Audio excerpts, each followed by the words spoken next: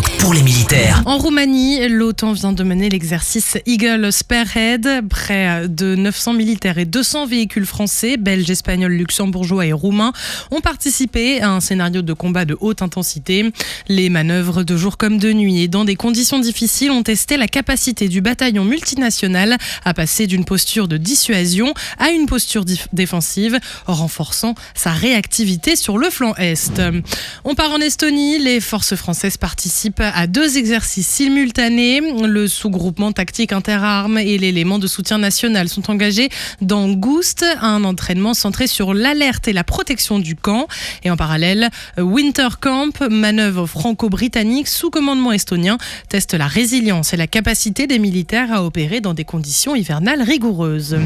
En Suède, les équipages français ont conclu leur déploiement par un exercice aérien conjoint avec l'armée suédoise. Avec la mission Agile Combat Employment, ils ont testé la coordination des manœuvres, la détection et l'interception avec des scénarios réalistes de déploiement rapide.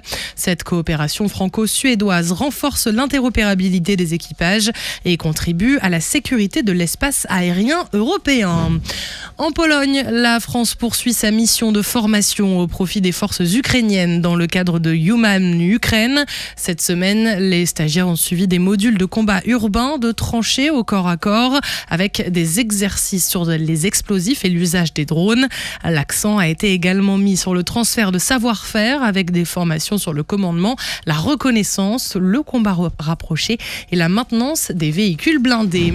On part maintenant en Espagne où le stage Flying Course du Tactical Leadership Programme se poursuit sur la base d'Albacete. 9 Rafales, un A400M et un E3F et un hélicoptère Caracal français participent aux exercices pratiques après une phase théorique. Les pilotes et opérateurs de plusieurs pays de l'OTAN travaillent ensemble pour renforcer l'interopérabilité et le commandement en vol dans des manœuvres aériennes d'envergure. Et puis on termine en France, à Toulon. Le groupe aéronaval autour du porte-avions Charles de Gaulle a été appareillé pour l'exercice interarmé et interallié Orion 2026 en Atlantique. Placé sous le commandement du contre-amiral Thibaut de Possès, cette force opère avec plusieurs unités alliées pour tester ses capacités dans des scénarios de haute intensité. Le groupe aéronaval, outil unique dans l'Union européenne, permet à la France de projeter puissance et présence, maîtriser les espaces aéromaritimes et agir sur tous les types de missions à travers le monde. Sur terre, sur mer, comme dans les airs. Skyrock PLM, en équipe avec Uneo, la mutuelle des forces armées.